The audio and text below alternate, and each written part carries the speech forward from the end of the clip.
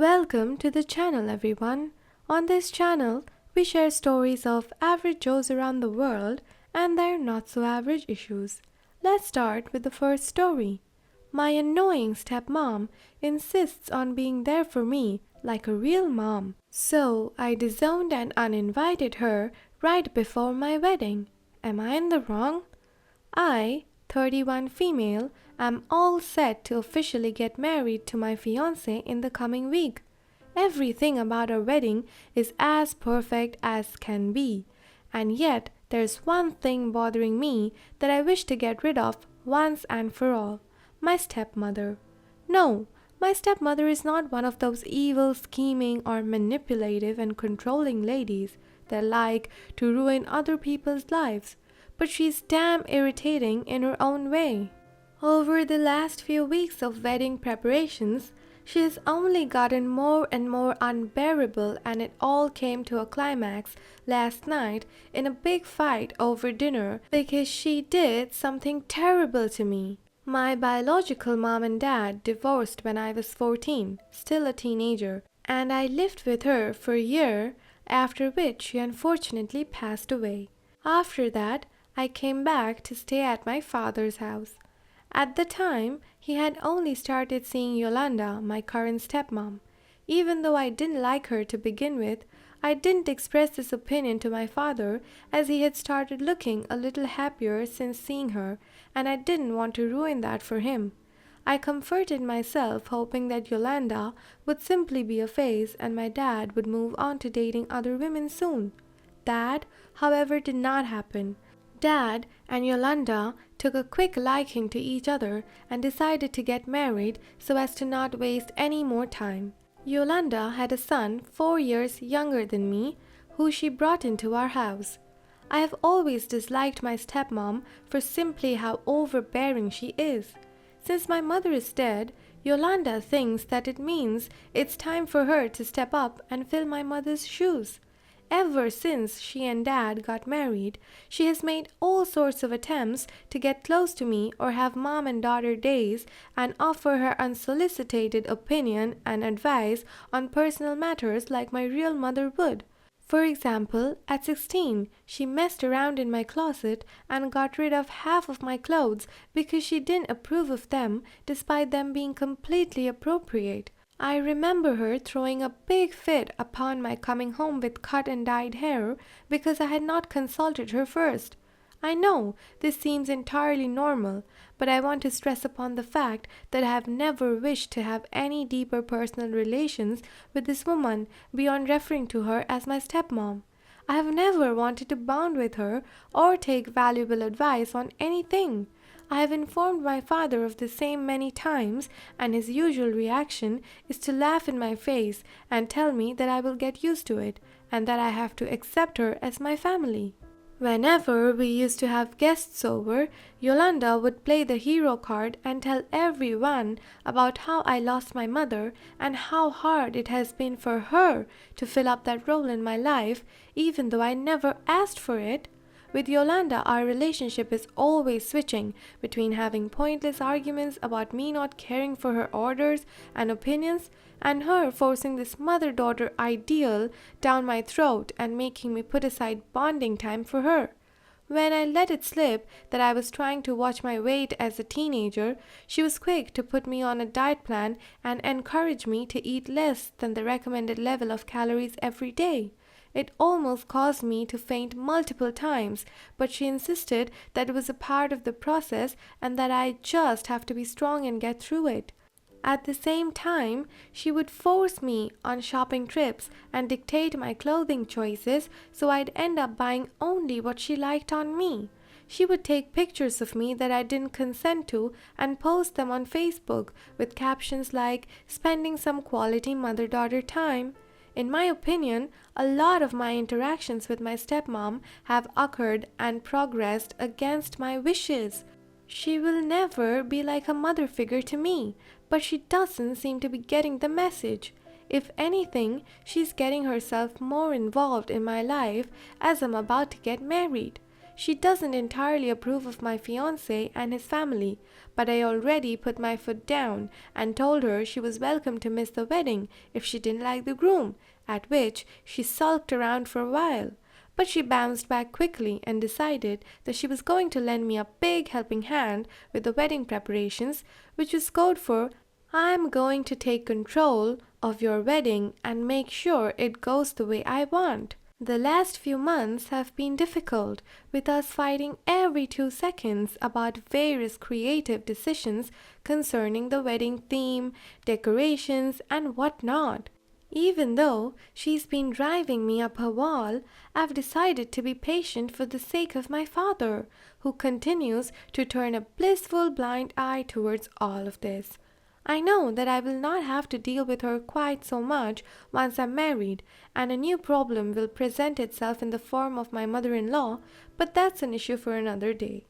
Ever since my body fully developed, my stepmom has adopted a new mother-daughter tradition where she says we look like sisters and that we should share clothes now that we are closer in size anyway. First of all, I would like to say we're nowhere sister-like.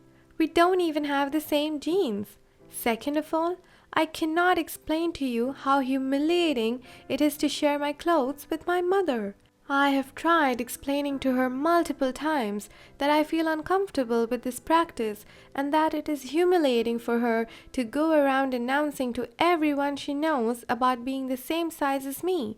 After asking her to stop multiple times, she slowly dropped it. Or so I thought. Since the mother is traditionally a part of the entourage that goes to pick out the wedding dress, my stepmother gladly invited herself to my dress fitting a few days ago.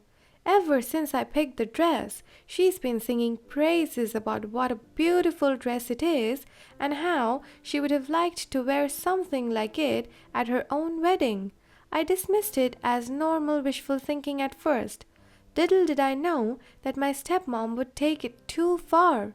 When we got notified that the dress was ready to be picked up, my stepmom offered to get in her car as I was not home at the time. I gladly agreed and told her to be careful with the delicate material. A few days passed without any hitches in the preparations, and I realized I had not checked up on the dress since it got here. I wanted to ensure that it was altered as per my instructions. I opened up the package, and a nightmare was awaiting me. My precious and gorgeous gown had a straight tear running down the front. It was big and obvious, and there was no way to hide it. When I confronted my stepmom, she informed me that she had accidentally ripped the dress while trying it on as a fancy. And this is when I straight up lost years' worth of temper on her, more so when she insisted that we could replace the torn dress with her old wedding dress. Long story short, I blew up on her about a lot of things over the years and made it clear that there was no special cutout place for her in my life as mom, no matter how much she tries to force it. My stepmom burst into tears upon hearing this and said that was a mean and terrible thing to say, as she had only been trying to fill the gap in my life. I pointed out that I had never asked for such a thing, and that all her efforts had only made me dislike her more. Finally, I told her she had her own meddling nature to thank for losing her invitation to the wedding. She wouldn't be welcome in my life moving forward anymore, and then I stormed out. Now, my stepmom has been calling me continuously, yelling at me about being inconsiderate and insensitive. She feels that she deserves to attend my wedding for all that she's done for me so far. She claims that I've really hurt her feelings with my words and actions, and that I need to apologize. My father is displeased by the way things have gone, and thinks I need to apologize to her for my attitude. My brother, on the other hand, agrees with what I did, as he knows his mom can be overbearing. But he thinks that my stepmom doesn't understand why I'm choosing to distance myself from her in the first place, and suggests giving her a better explanation. Am I in the wrong for lashing out at my stepmom, harshly telling her she'll never be my mother, and uninviting her from the wedding? Your stepmom seems very arrogant of how pressurizing she has been throughout the course of your relationship. She's taken your lack of resistance so far to mean acceptance and has built a one sided motherly relationship that you're clearly not bent on reciprocating. I agree with your brother. If she's the kind of person who can be reasonable even if things are not going her way, then I encourage you to spill the beans. I do feel that the situation is partly original poster's fault, as you've never seriously emphasized your dislike for her interference in her life. No wonder your stepmom took it as a sign of progress. I also encourage you to talk with your father about this issue and express pent up feelings about his second marriage. If they're happily married and in love, I doubt they will break off their relationship for you, but this may help you set some healthy boundaries. Am I in the wrong for accompanying my wife to the gym? My wife, 36 female, has been going to the gym for a few months now, and she's been making great progress pretty quickly. She's been looking and feeling amazing, and it shows in her personality and general demeanor. Of course, I'm more than happy about the change, as it's only had a positive impact on our married life. Only months ago, my wife was super in the dumps and terribly out of shape. But now, she's lost a little weight and her body is toning up into what is usually considered to be conventionally attractive. She's more energy to look after the kids and perform household chores, and an overall positive vibe about her that one can't help but be charmed by. In fact, I've noticed that she suddenly has a bunch of new friends that we keep running into. I constantly feel like I'm face to face with a younger version of her from when I used to have a crush on her. I can't help but feel quite inadequate compared to her because of this sudden change. Years of focusing on my job and directing all my energy into putting food on the table has certainly taken its toll on my physical appearance, and I have to admit that I'm not much of a pretty sight. So, inspired by my wife, I decided to take some initiative about it instead of moping around like usual. I signed up for a membership at her gym and was due to join yesterday. I decided to keep it a secret from her as I wanted it to be a surprise. Except she wasn't very pleased or surprised. She got pretty mad and pulled me aside to ask what I was doing there. When I told her I joined the gym too so we could work out together, she immediately told me to leave and join another one as I was suffocating her. She accused me of following her here on account of acting possessive now that she looked more attractive. She says that I'm going to be sabotaging her chance at a social circle if I tag around her, as I'm embarrassing to look at. After listening to all sorts of accusations and explanations being thrown, I decided I was going to do exactly what I wasn't supposed to and continue going there. My wife is now extremely angry and says that I'm intruding on her personal time by being there. She says that the gym is her private feel-good place and that she wants to leave all thoughts of family behind when she enters it, and I'm ruining all of that. FYI, wife and I have exactly the 1 hour time window in the morning to indulge in any gym-related activities, as we're both working and managing our kids the rest of the day. So we can't arrange different timings to avoid each other. Am I in the wrong for continuing to tag along to the gym with my wife even though she doesn't want me to? If you ask me, original poster's wife seems kinda sus for the way she's defending her private time. It's the gym, it's a public space. Anyone who pays is allowed to come and go. While I do agree that your wife might simply find it comforting to be alone at the gym without being reminded of familial commitments, that doesn't entitle her to completely restrict you from setting foot in there. Are you sure there's nothing your wife could be hiding from you? I don't want to encourage suspicion uncalled for, but it might be worth a try to check out these new friends of hers.